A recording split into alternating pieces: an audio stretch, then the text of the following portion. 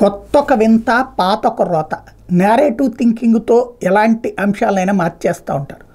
గతంలో జరిగినటువంటి ప్రచారం దాదాపుగా ఒక దశాబ్దం పాటు జరిగిన ప్రచారం అనుకుంటా. ఎన్నికల్లో పోటీ చేసే అభ్యర్థి పార్టీ నచ్చనప్పుడు ఏం చెయ్యాలి, అందుకే పోలింగ్కి వెళ్ళట్లేదు కాబట్టి నోటా అనే ఆప్షన్ పెట్టాలా, తద్వారా పై అభ్యర్థులు ఎవరూ నాకు నచ్చట్లేదు అనుకున్నప్పుడు నోటా మీద ఓటేస్తామని దాని మీద చివరికి ఎట్టకేలకు స్పందించి నోటా అనే కాన్సెప్ట్ని పెట్టారు.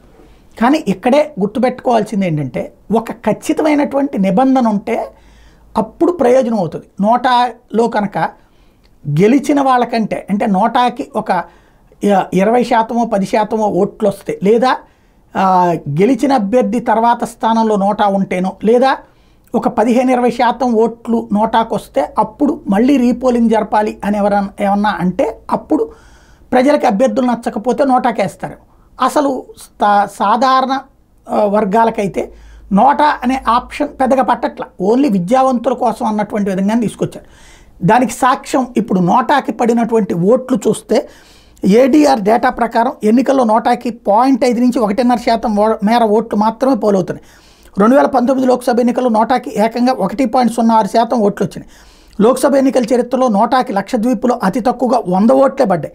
బీహార్లోని గోపాల్గంజ్ ఎస్సీ రిజర్వ్డ్ స్థానంలో నోటాకి అత్యధికంగా 51,660 ఓట్లు వచ్చినాయి. కానీ అక్కడ రీపోలింగ్ ఏం జరగలేదు. అలాగే 2018లో ఛత్తీస్గఢ్ అసెంబ్లీ ఎన్నికల్లో అత్యధికంగా నోటాకి 1.98% ఓట్లు వచ్చినాయి. మహారాష్ట్రలోని లాతూర్ రూరల్ అసెంబ్లీ స్థానంలో నోటాకి అత్యధికంగా 27,500 ఓట్లు పడ్డాయి. మొత్తం ఓట్లలో ఇది ఏకంగా 13%. అక్కడ 67% ఓట్లతో గెలిచాడు ధీరజ్ దేశ్ముఖ్. తర్వాత నోటాకి 2వ స్థానం దక్కింది. ఇటీవల ఛత్తీస్గఢ్ అసెంబ్లీ ఎన్నికల్లో 20 స్థానాల్లో నోటా 3వ స్థానంలో నిలిచింది. మధ్యప్రదేశ్, రాజస్థాన్, తెలంగాణ అసెంబ్లీ ఎన్నికల్లో 47 స్థానాలు గెలిచిన అభ్యర్థి సాధించిన మెజార్టీ కంటే నోటాకి ఎక్కువ ఓట్లు పడ్డాయి. క్రిమినల్ కేసులో ఉన్న 3కి మించి అభ్యర్థులు పోటీ చేసే రెడ్ అలర్ట్ నియోజకవర్గాలు 2018 నుంచి నోటాకు 27.77 లక్షల ఓట్లు పోలాయి. కానీ దానివల్ల ఏం ప్రయోజనం జరగట్లా.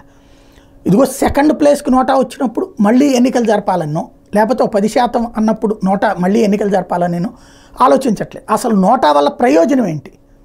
ఉన్న వెధవల్లో మంచి వెధవని ఎన్నుకోవాలా, లేకపోతే వీళ్ళెవరూ కాదన్నప్పుడు తటస్థున్న ఎన్నుకో, అక్కడ ఉన్నటువంటి ఇండిపెండెంట్ అన్న గెలిపించు. నోటాకి వేయడం వల్ల ఏంటి ప్రయోజనం? అదే అర్థం కాని చర్చ జరగాల్సిన అంశం.